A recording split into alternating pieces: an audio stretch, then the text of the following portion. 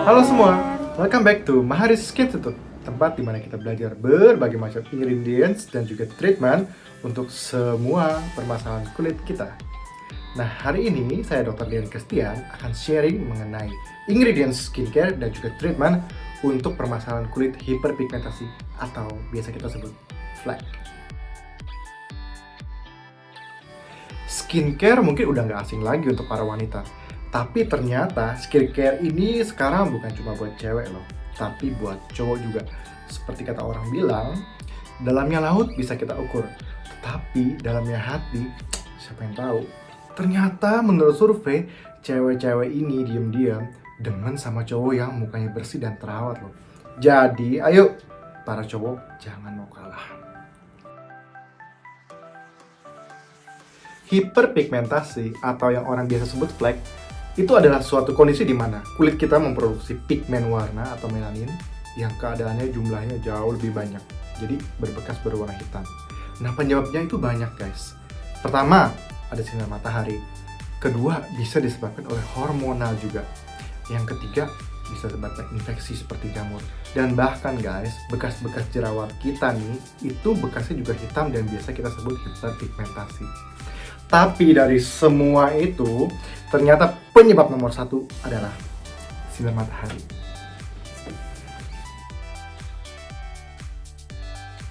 Nah, oleh karena itu, hari ini saya mau sharing mengenai merek-merek skincare. Bukan merek guys, tapi kandungan skincare apa yang tepat buat kalian. Karena ternyata banyak banget nih merek skincare sekarang yang promosinya hasilnya bagus-bagus, tapi kalau kalian nggak tahu ingredientsnya, jangan-jangan kalian hanya buang fulus kalian. Yang pertama adalah sunscreen. Nah, masalahnya bagaimana cara memilih sunscreen yang tepat untuk kita. Jadi pertama-tama kita harus bedakan dari tipenya. Sunscreen ini physical atau chemical. Kalau saya secara personal, saya lebih suka physical. Kenapa? Karena satu, physical sunscreen itu dari cara melindungi dia memantulkan sinar UV. Sedangkan si chemical, dia menyerap lalu dirubah jadi panas, baru dilepaskan. Jadi begitu kita oleskan si physical sunscreen, mau langsung kena matahari, boleh guys. Tapi kalau chemical sunscreen, kita oles, kita mesti tunggu dulu sekitar 30 menit, baru boleh kena panas. Physical sunscreen juga lebih ramah lingkungan, karena si chemical sunscreen ternyata, dia bisa mengganggu ekosistem laut ternyata guys. Dan yang terakhir, physical sunscreen jarang buat iritasi. Sedangkan chemical lebih banyak kasus iritasinya. Yang kedua, pilihlah sunscreen yang bersifat broad spectrum, artinya bisa melindungi kulit dari UVA dan juga UVB. UVA itu penyebab aging dan juga skin cancer loh guys. Dan UVB biasa buat kulit kita gosong dan kemerahan. Nah, si SPF ini atau kita bilang sun protecting factor itu melindungi dari UVB. Tapi SPF itu banyak, ada 15, 30, 50, 50 plus. Artinya apa? Contoh yang 50 ya, artinya misalkan kulit kita itu gampang merah. Jadi 10 menit kena matahari aja tuh udah merah. Dengan SPF 50 artinya bisa melindungi 50 kali lebih lama. Yaitu berarti 50 kali 10 menit sama dengan 500 menit.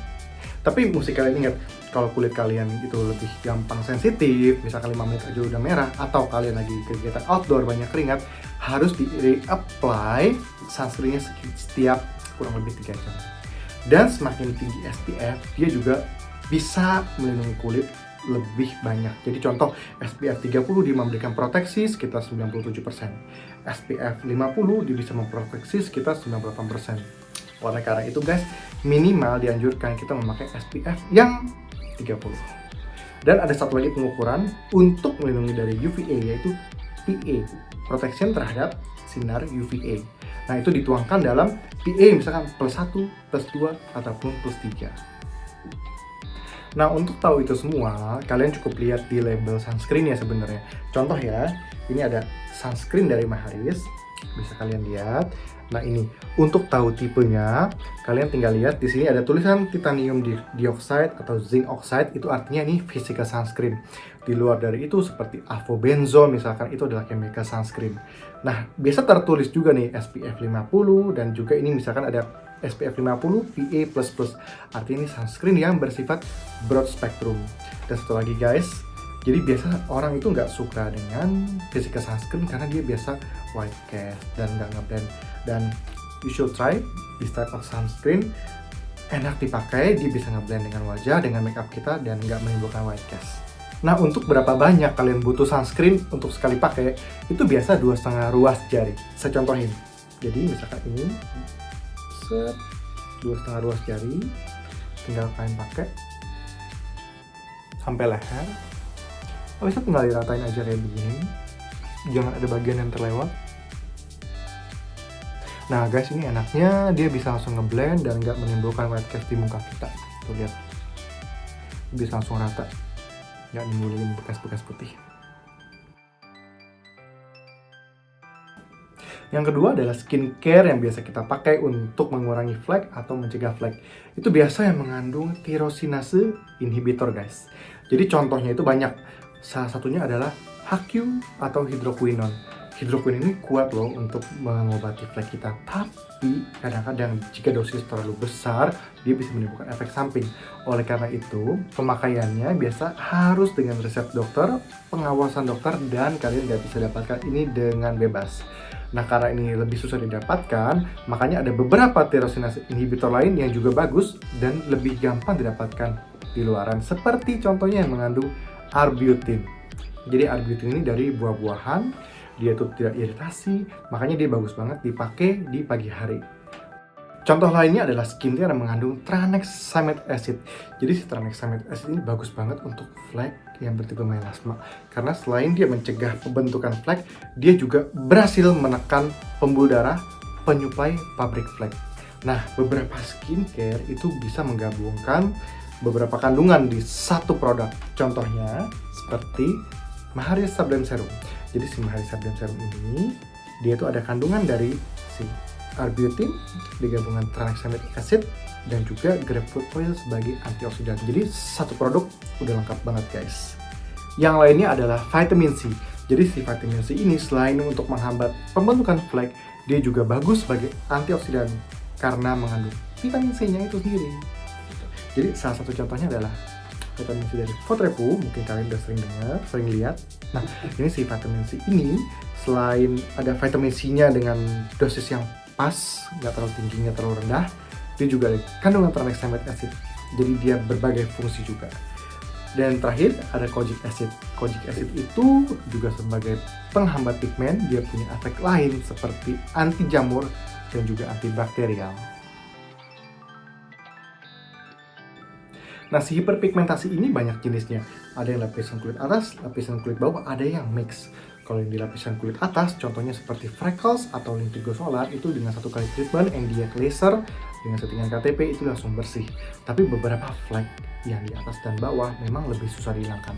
Saya punya pengalaman pribadi, jadi dulu saya sering main basket, sering kena matahari, nggak pakai sunblock, itu banyak banget fleknya.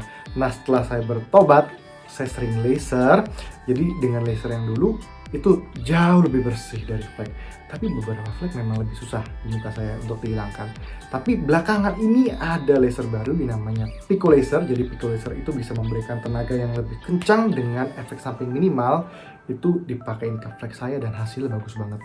Ini bisa lihat flek yang tadinya ada di samping mata itu udah jauh lebih tipis, lebih halus dengan si Pico Laser ini. Jadi ada satu jenis flek lagi yang namanya melasma yang lebih susah di treatment. Jadi melasma ini biasa di lapisan kulit atas dan bawah, oleh karena itu biasa kita nggak bisa dengan satu jenis laser doang. Dan kebetulan kemarin pas awal 2020 saya ada seminar di Paris. Bukan yang ini fotonya, bukan lagi pamer. Nah ini, jadi ketika saya lagi ada kongres di Paris, itu mereka berbicara tentang melasma. Dan betul guys, jadi di kongres itu para ahli laser berpendapat bahwa gabungan dua jenis laser yaitu misalkan NDX dengan pulse dye laser atau yang untuk pembuluh darah, jika digabungkan keduanya untuk mentreat melasma itu hasilnya jauh lebih bagus. NDX laser berfungsi untuk menghancurkan pigmen, sedangkan si pulse dye laser atau biasa kita punya mereknya yaitu V-beam itu untuk menghancurkan pembuluh darah yang menyuplai pabrik-pabrik pembentuk flek. Tapi guys, perlu diingat teknik kerjaan, tingkat tenaganya si laser itu berpengaruh terhadap hasil. Karena kalau salah sedikit, misalkan terlalu kencang, itu bukan yang membuat fleknya makin bagus, tapi kadang-kadang bisa membuat fleknya makin hitam. Nah, tapi sekarang ini terapi utama untuk melasma sebenarnya bukan laser lagi, tapi yaitu lifestyle treatment, yaitu treatment yang berisi tranexamic acid yang kita suntikan satu-satu ke flek-flek melasma kita, dan dia berfungsi untuk menghambat si melanin sekaligus dia untuk menekan pembuluh darah yang menyuplai si pabrik flek tersebut. Nah, dengan si lifestyle treatment ini efek sampingnya juga lebih minimal dengan hasil yang bisa lebih maksimal. Oke, sekian sharing dari saya dan terima kasih telah menyaksikan Maharis YouTube channel, dan semoga dengan sharing ini bisa membantu kalian untuk memilih skincare yang lebih cocok untuk kalian, sehingga bukan dompet kita yang makin tipis, tapi flek kita yang makin tipis. Oke. Sampai jumpa lagi. Bye semuanya.